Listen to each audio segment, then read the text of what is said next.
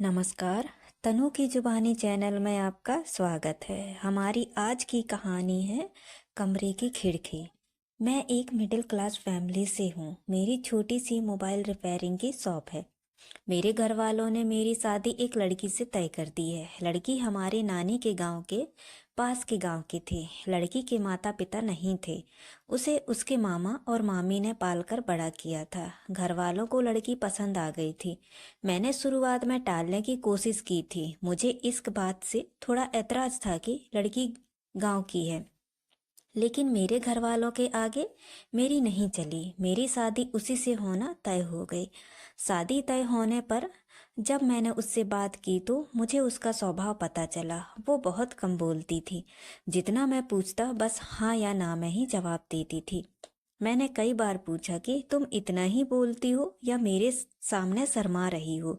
फिर उसकी तरफ से वही चुप्पी होती। उसके मामा और मामी भी कहते हैं कि हमारी लड़की बहुत सीधी है और कम बोलती है।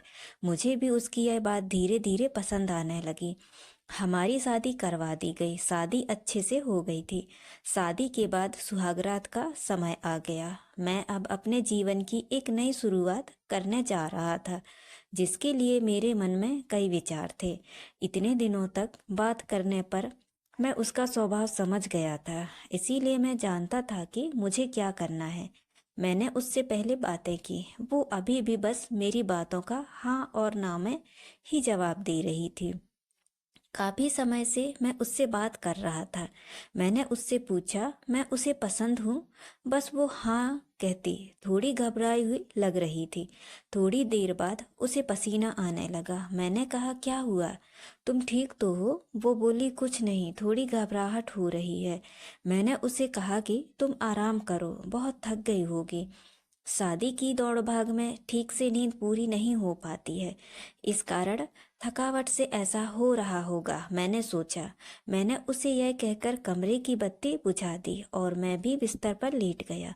मैंने उसका हाथ पकड़ा तो वो घबराहट के मारे कांपने लगी थी और पसीना तेज हो गया था। वो उठकर बिस्तर पर बैठ गई।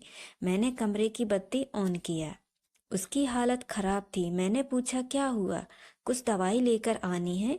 उसके इस बर्ताव करने पर मैं भी थोड़ा डर गया था। कमरे में एक खिड़की थी जिसको खोलने पर बाहर की रोड की लाइट हमारे कमरे में आती थी। वो खिड़की के पास हवा लेने को खड़ी हो गई। वो वहीं खड़ी रही। मुझे कहा कि आप सो जाओ, मैं ठीक हूँ। मैं थोड़ी देर बाद सो गया। सुबह जब मैं उठा तो वो कमरे में नहीं थी। वो घर का काम कर रही थी। उसकी तबीयत अब अच्छी ही लग रही थी, इसीलिए मैंने फिर रात का जिक्र नहीं किया। अगली रात फिर मैं कमरे में गया तो उसने पहले ही खिड़की को खोल रखा था। मैंने उससे पूछा अब ठीक हो? उसने सिर्फ सर हिलाकर जवाब दिया। कमरे में मेरे आते ही उसका चेहरा बदलने लगता था। एक अजीब सी घबराहट उसके चेहरे पर आ जाती थी। उससे कुछ पूछता तो वह और और ही कहीं देखती रहती, कुछ सोचती रहती थी। उस रात भी मैंने कहा कि तुम्हारी तबीयत ठीक नहीं लग रही है, तुम आराम करो। मैंने फिर कमरे की बत्ती बुझाई और बेड की तरफ आया तो उसने खिड़की खोल ली थी और खिड़की के पास खड़ी हो गई। मैंने अब उसे कुछ नहीं कहा। मैं अपने बेड पर सो गया। मुझे अब लगने लगा कि कुछ ठीक नहीं है, कुछ बात है जो ये छिपा रही है। रात में घबराने वाली लड़की सुबह ठीक लगती थी। सुबह उसके चेहरे पर कोई घबराहट नहीं होती थी। शाम को 8 बजे मैं खाना खा रहा था। अंधेरा हो गया था। मम्मी ने उससे कहा कि छत पर से कपड़े लाना भूल गई हूँ, तू ले आ जा करके। वो कपड़े लाने सीढ़ियों से छत पर गई, लेकिन करीब आधा घंटा हो गया था और वो नीचे नहीं आई। मम्मी ने नीचे से आवाज भी लगाई, लेकिन वो नहीं आई। मेरे खाने के बाद मम्मी ने मुझे कहा कि जा तू देख कर आ। मैं सीढ़ियों पर गया तो वो सीढ़ियों पर ही बैठी थी और उसके चेहरे पर वही घबराहट थी। मैंने सीढ़ियों की लाइट ऑन की तो लाइट ऑन होते ही जैसे वो नींद से जाग गई हो। मैंने उसे पूछा कि तुम यहाँ क्यों बैठी हो? वो कुछ नहीं बोल पाई। उसके माथे पर रात जैसा ही पसीना था। वो वहां से चली गई। अब मैं समझ गया था कि बात क्या है, लेकिन उसकी वजह मुझे मालूम नहीं थी। उस रात मैं कमरे में गया और जाते ही मैंने सबसे पहले अपने कमरे की खिड़की को बंद किया। वो वहीं कमरे में थी, रोज की तरह घबराई सी, पर आज मैंने कुछ और ही सोच रखा था। थोड़ी देर बाद मैंने कमरे की बत्ती बंद की और बत्ती बंद करके उसके पास गया। मैंने जैसे ही उसे हाथ लगाया वो थोड़ा काँप रही थी। रोज की तरह पसीना छूटने लगा। अब मैंने उसका हाथ और जोर से पकड़ा, लेकिन उसका कांपना और पसीना बहना चलता रहा। तब मैंने उसे कहा कि क्या हुआ, तुम ठीक हो? वो अचानक बोली, मेरी तबीयत बिगड़ रही है, पानी दो। मैंने बत्ती चालू करके उसे पानी दिया। रोज रात यही कहानी थी। अब मैंने उससे पूछ ही लिया कि मैं जानता हूँ कि कुछ बात है जो तुम मुझसे छिपा रही हो, लेकिन क्या बात है मुझे बताओ। मुझे पता है, लेकिन मैं तुम्हारे मुंह से सुनना चाहता हूँ और उसकी वजह भी जानना चाहता हूँ। वो पहले ही कम बोलती थी, ऊपर से डरी हुई थी, वैसे भी उसकी आवाज नहीं निकलती थी। मैंने उससे प्यार से पूछा, क्या कुछ हुआ है? कुछ ऐसी बात है जो बता नहीं सकती? वो चुप रही। मैंने गुस्से में कहा कि ठीक है, कल तुम्हारी मामा से बात करता हूँ। मामा का नाम लेते ही वो घबरा गई और बोली, नहीं, मामा जी से मत पूछना। तब उसने बचपन की एक ऐसी घटना के बारे में बताया जो इन सब बातों की जड़ थी। उसने कहा कि मैं मेरे मामा के यहाँ पली बढ़ी हूँ। मेरा भाई और मैं एक दिन बचपन में खेल रहे थे और खेलते वक्त मैं हमारे घर में कमरे में छिप गई। मेरे भाई और मामी को यह पता नहीं था। उसी समय जब भाई बाहर दौड़ा मुझे ढूंढने के लिए तो वो गिर गया। मामी उसे लेकर पास के अस्पताल गई। उसका पैर टूट गया था। उससे के पहले वो पैसे लेने अंदर आई थी तो कमरे का दरवाजा बाहर से लगा गई थी। मैंने तब भी कुछ नहीं कहा। मैं छिपी रही। बाहर क्या हुआ था इसका मुझे पता नहीं था। थोड़ी देर बाद जब मुझे घबराहट हुई तो मैंने बाहर आना चाहा, लेकिन दरवाजा बाहर से बंद था। मैंने बहुत कोशिश की, चिल्लाई, लेकिन घर में कोई था ही नहीं। मैं बहुत डर गई थी। उन्हें आने में करीब 3 घंटे लग गए थे।